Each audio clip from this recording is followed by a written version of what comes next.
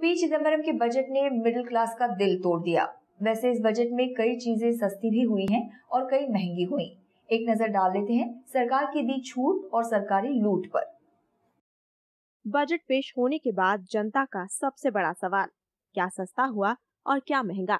फौरी तौर पर देखा जाए तो आज के बजट में चिदम्बरम ने ये बताने और जताने की कोशिश की कि सरकार को मिडिल क्लास का पूरी तरह से ख्याल है।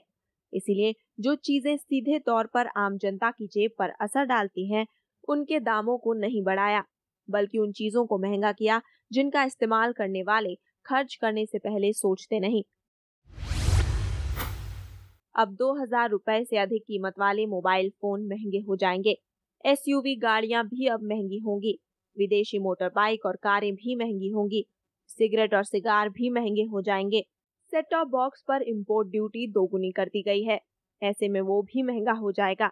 एसी रेस्टोरेंट और कैफे में खाना खाने पर भी टैक्स में बढ़ोतरी की जाएगी। आज वित्त मंत्री ने विलासिता और महंगी वस्तुओं की तरफ लोगों के बढ़ते रुझान को देखते हुए बजट में हाई मिडिल क्लास के लिए लक्ष्मण रेखा खींच दी। अब देख लेते हैं कि चिदम्बरम ने राहत किन किन वस्तुओं में दी। दवाएं और चिकित्सा सुविधाएं सस्ती हुई हैं। अब लेदर से बनी चीजें भी सस्ती हो जाएंगी।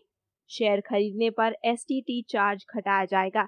हैंडमेड कारपेट से एक्साइज ड्यूटी खत्म कर दी गई है।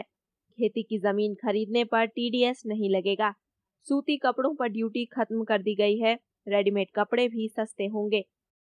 सस्ते महंगे के इस खेल के जरिए वित्त मंत्री ने अगले 1 साल के लिए आम आदमी की तकदीर लिख दी।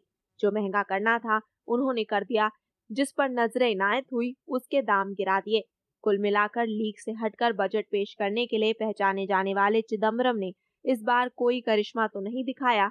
हाँ, लंबे अरसे के बाद उन्होंने अपनी मुस्कान से देश की जनता को खुश करने की कोशिश जरूर की, ताकि वो और उनकी सरकार आने वाले दिनों में खुलकर खिलखिला सके।